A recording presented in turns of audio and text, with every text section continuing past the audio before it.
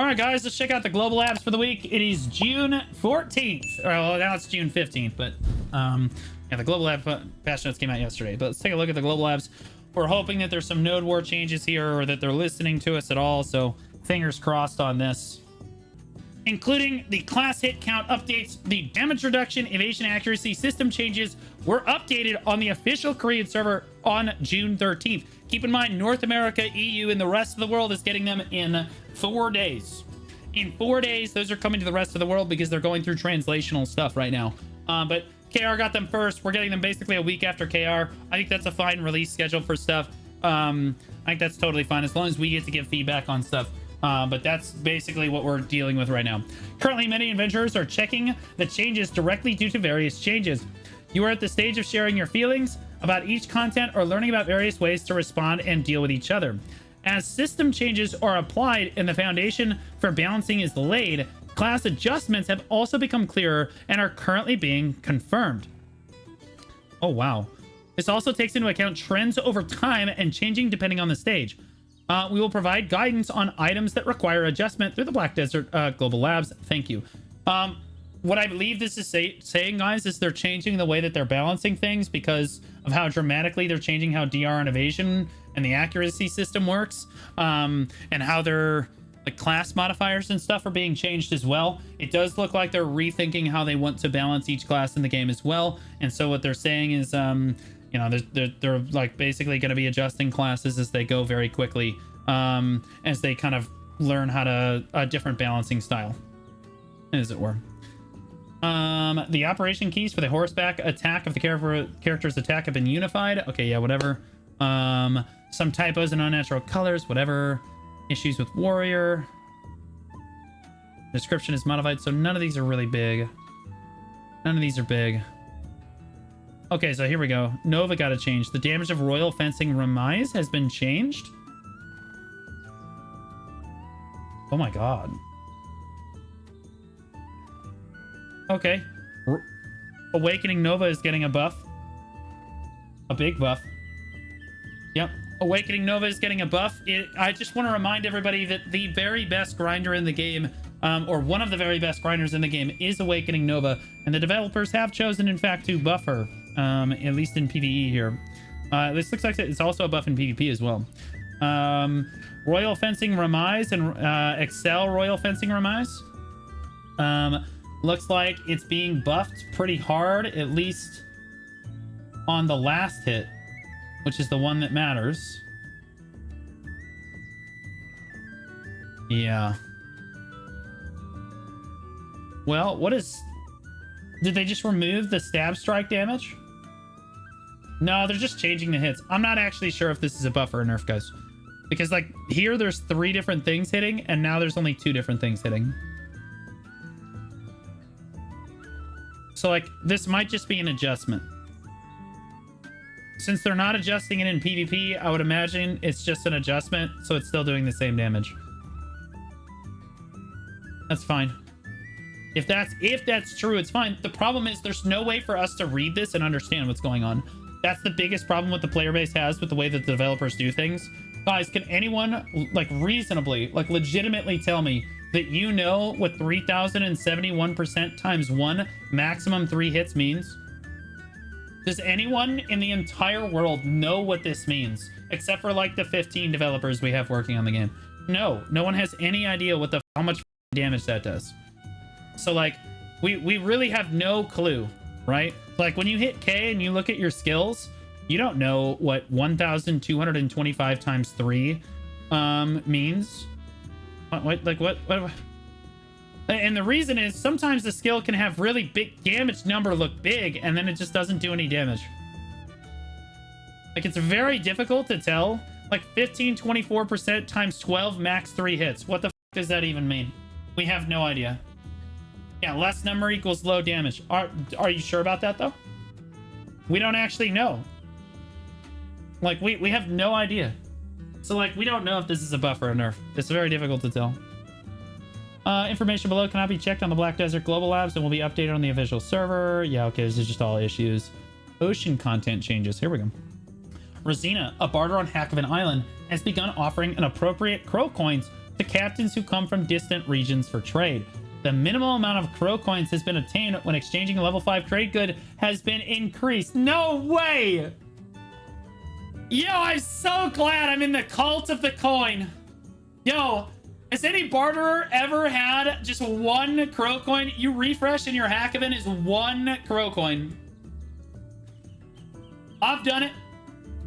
I've been there. I did the barter. Let's see if I can find it. Cult of the coin PNG. Here it is. Did it open? Wait.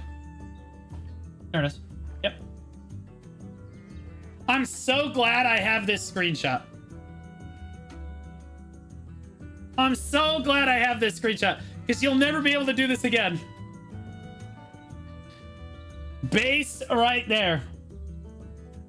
Huge. The cult of the coin. There's actually a the reason I call it the cult of the coin, guys, is because there's a Discord role in the Ocean and Sally's Discord. Ocean. Well,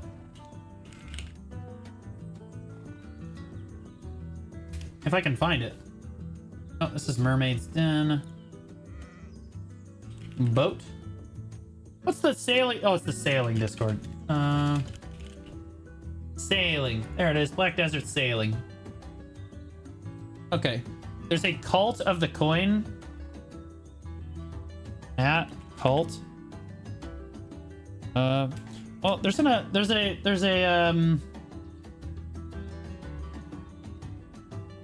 a role in here called Cult of the Coin.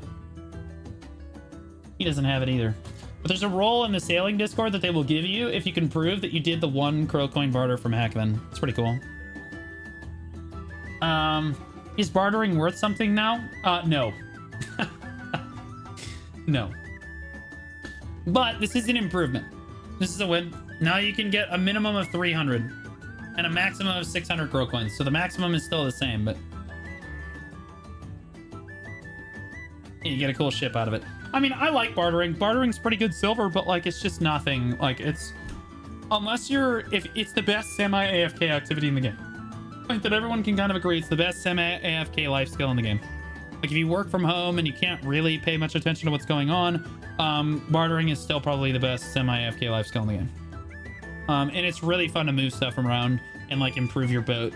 It's a lot of fun, but like it's never gonna touch anything like hunting, gathering, or obviously PvE grinding and stuff.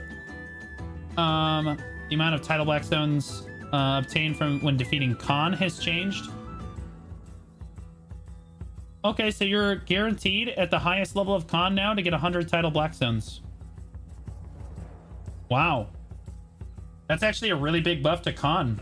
So level 0 Khan is 50, level 1 Khan is 60, level 2 Khan is 80, and now you get 100 from level 3. That's actually not bad at all. Khan is... Khan still needs buffs. I'll be honest with you, Khan's heart just doesn't drop frequently enough from Khan for it to be valuable enough for guilds to do it. PvX guilds still do it. I don't think that Reassembled does it. I don't like... People ask me if I'll run Khan, and I say that there will be no unionizing in my guild. Because I ran Khan every day for 6 months with 20 to 30 people at Khan every day, and no one ever got the heart. And I just gave up on it. So, like, Khan still needs adjustments. This is a step in the right direction, but it's not good enough. Item changes. It's been changed so that a character does not make the cheering motion when acquiring a Spectre's energy or awakening weapon box items. When acquiring the Spectre's energy or awakening weapon box items. Well, Spectre's energy is interesting. I actually didn't mind cheering for Spectre's energy, but I suppose that the people grinding for their potion pieces did mind cheering for Spectre's energy. So, yeah, 30 mil, you know what I mean? It's better than the 10 mil ruins ring that you got. The following basic gathering and fishing tools have been changed to be no longer obtainable. The white-gray fishing lifesteals are no longer obtainable. When the official server is updated, if you own the item, you'll be paid with your coins. This is why I don't want to do my gathering guide quite yet. They're still making these adjustments, guys. If you're wondering, I have a BDO basics guide on just about every life skill in the game now that's like worth doing and people like to do. I'm missing the gathering guide. It's because they're doing these changes. After this, I will make a gathering guide. A gathering recipe has been added in the crafting notes, so you can check how to make the Deboreka ring using the limbo star. Okay, yeah, all right, sure. Okay, monster changes. City of the Dead. When interrupting Temrin Herald's spell, the Temrin Herald can no longer be knocked back and is immediately killed on the spot. Tungrad Ruins. When killing the Tungrad guide, it is improved so that it no longer flies away, but is killed immediately in its place. That's pretty good. Arithia's Trials. This is how you get the Deboreka ring, guys. If you inevitably exit the trial while holding multiple tokens of Forgotten Oblivion, improvements have been made so that you can continue ongoing trials of Arithia through the re-entry method. When using the Forgotten Limbo Seal, it has been changed so that you cannot proceed with Arithia's trial by consuming the Forgotten Limbo Seal. When you re-enter the existing trial of Arithia and complete it, or do not possess the Forgotten Limbo Seal, you can proceed with Arithia's trial by consuming the Forgotten Limbo Seal. Okay, so they're just updating it so that if you have multiple seals, you're not consuming one if you crash and you go back in. I'm pretty sure that's what this means. The only S tier is Awakening Corsair. Yeah, okay, buddy. Quest changes. The completion target number for the following weekly quests that allow you to obtain Ornat and Odor of Spirit Essence water crafting materials has been reduced.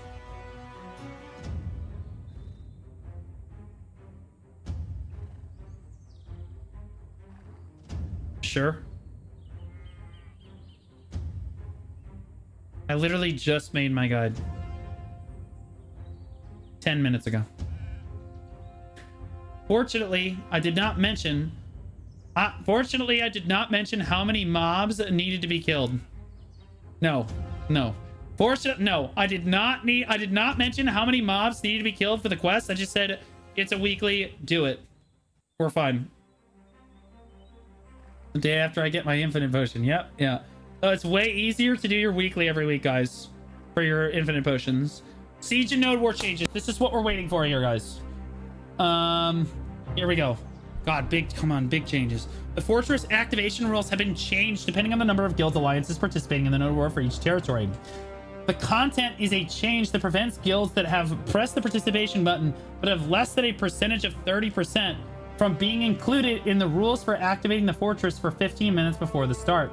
Okay, so when the territory participating in the Node War is confirmed, if you are a guild that has applied to participate in the Node War, you are not only included in the fortress activation rules, but you can participate in the Node War as before, even if less than a certain number of people click on this participation button.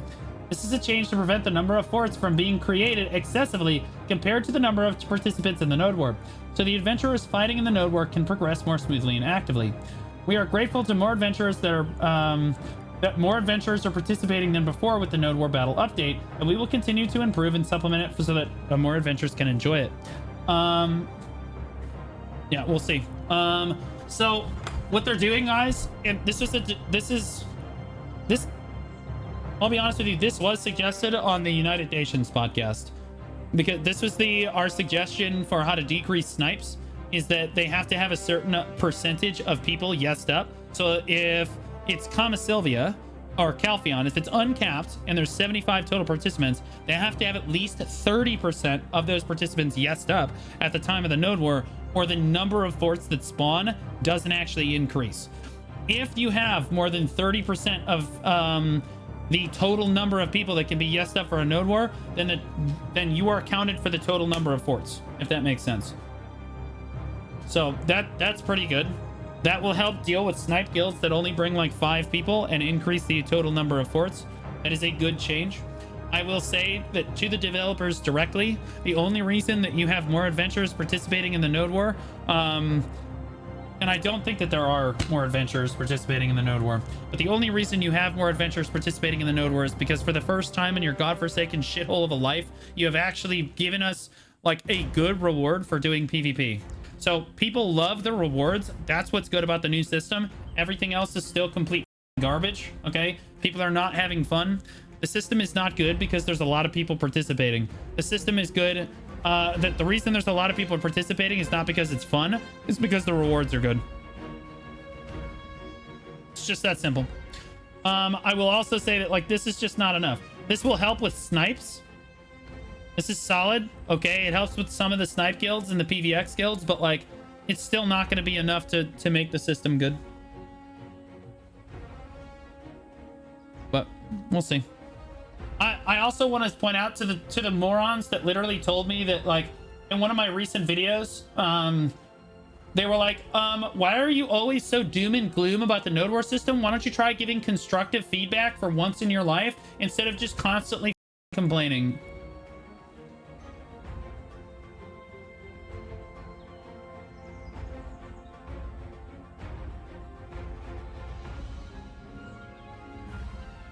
You mean like that?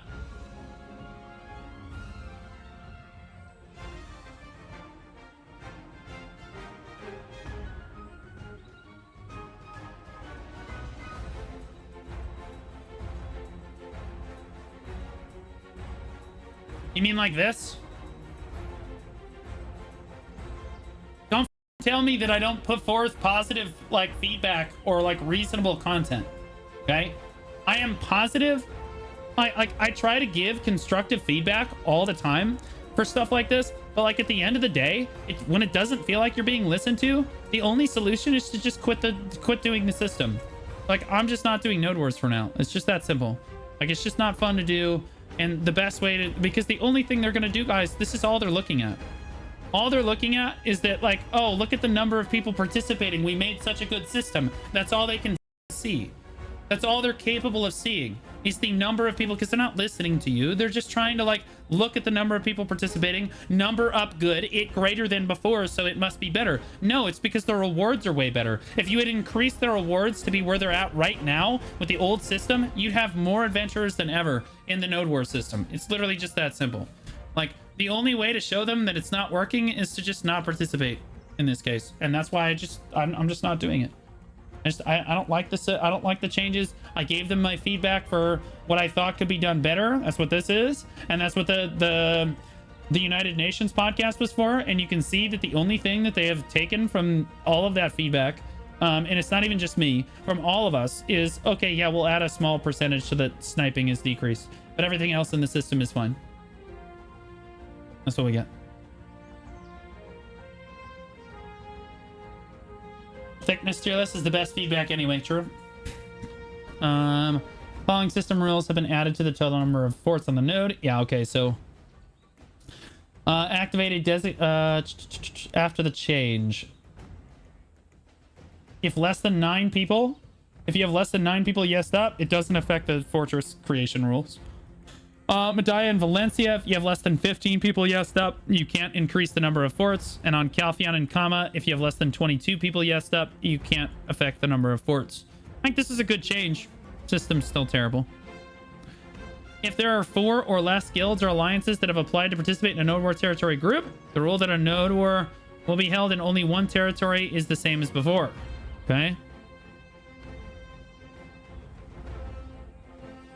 The listen only when the first part, but not the entire feedback. That's what I mean. It's like they're just what they see on their end. They only look at analytics. They've done this for years. They like, oh, our analytics tell us this, or our analytics tell us that. Like, our analytics tell us that Awakening Draconia is not OP. They told us this for months and months and months and months and months, while Awakening Draconia just ran us the down in every single aspect of PvP, right? And it's also a reason that Shy has not been nerfed. It's because based on their analytics, there isn't a disproportionate amount of people that play Shy, and Shy is not doing a disproportionate amount of damage or killing too many adventurers in Conquest War or Node Wars. So Shy flies under the radar and never gets changed because the developers don't know to look at it, because based on their analytics for what is OP, Shy doesn't meet that criteria, so they don't know, they don't understand, and they will never listen. That's the truth. That's the truth. Shies completely ruin a lot of PvP because it's just too critical to have Shies there. They don't care. And Awakening Draconia only got a nerf when we had the United Nations podcast, and basically the entire world was boycotting the game. And we got some Awakening Draconia nerfs, and it's still, well, I think Awakening Draconia is still over the top busted. It's still too strong. It's still too good. Yeah, my poor Megu. Yeah, this is the reason that Megu continues to get nerfs. Like, and it did for a long time when it came out. They just nerf, nerf, nerf. Even when it was fine, everyone was like totally okay with it. Nerf, nerf. It just kept getting nerfs. This is because more people play Megu than any other class in the game. So based on their analytics, they're seeing more Megus in large scale PvP. Megus are performing better than everyone because there's just a disproportionate amount of them. Like, they're like, this is all they look at. They only look at like their data. They're not listening to like the players themselves, unless you're Korean. If you're Korean, they might listen to you. But if you're not Korean, the only thing you can do is affect their data set. And so the best way to speak is to just not participate in the content so that they know that we don't like it. That's it. That's all there is to it. So like, and if you like the node war system, more power to you. By all means, keep doing it. I've chosen to step down from it, as have most of the veteran, like, or not most of, but a lot of veteran PvPers are just like, yeah, okay, I'm done with this. Like, it won't be long before most of them do. The only reason a lot of them are still holding on to the node war system is because, again, the rewards are really good. If there are 4 or less guilds in an alliance that have applied to, okay, never mind, we already did this. Node 4 activation. The number of activated forts is determined 15 minutes before the start of the node war, depending on the number of guilds participating in each territory. Okay, so 15 minutes before the war, it depends. Like, if you don't have 30% of the total cap 15 minutes before the war, you don't count.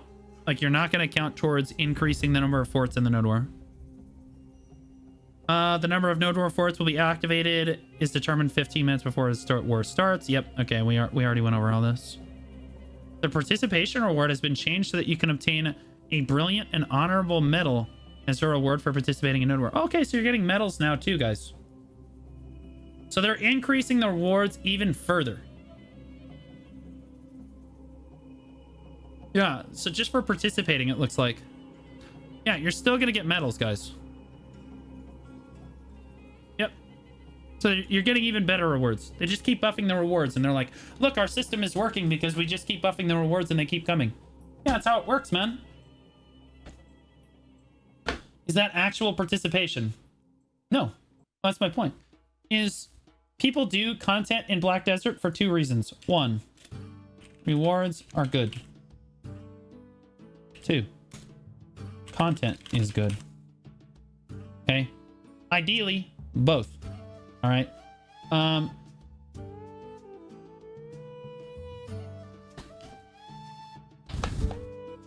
Node wars. The rewards are good, but the content is shit. Right? Magnus questline. Rewards are really good. No one wants to do the questline. Okay. Adventure logs. Adventure logs. No one's doing adventure logs because the content is good, guys. People do the adventure logs because they have to. Because the rewards are really good. Right? An example of content that is good that doesn't give great rewards is bartering. People love to barter. The funny thing is, as deadage as people say bartering is, there's still a lot of people that just go out and do boat content all the time. They just sail around all day on their boat. That's what they do. Right? It's not because the rewards are particularly good. It's because the content is good. That's just how it is. Like, right now, the node war system is good because the rewards are good. All right? Guys, do you remember when boss splits came out? The rewards for boss splits were incredible. Right? But the content became really repetitive after a while, and then the rewards just didn't really feel as good for like the content that you were doing, and everybody stopped doing it. Right? Just like the old system that was the Arena of Blood or whatever, where like the waves of enemies would spawn and you had to protect the tower in the middle. Yeah. Like, no one did that unless there was an event going on to make the rewards good. Altar of Blood, that's right. Altar of Blood. Okay? No one would do that content unless there was an event that would buff the rewards. And that's just the truth. Right? AOS. Arena of Solaire. The practice league in Arena of Solaire is not done because the rewards are good. People do that because they love AOS. AOS is a perfect example of this. Right now, the Node War changes, the rewards are just good. Right? Shadow Arena was fun. Wasn't Shadow Arena? Shadow Arena was that standalone game that was like super good and made Perlabest billions of dollars.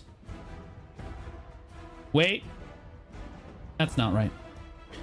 All right, UI changes. The following item has been added to make a list of obtainable items in a Monster Zone information UI. Trader's Grave, maximum stamina. Kel's Relic, maximum stamina. The fuck? Okay. The maximum level at which you can receive the navigation guidance in the growth section has been changed from 20 to 30. Sure.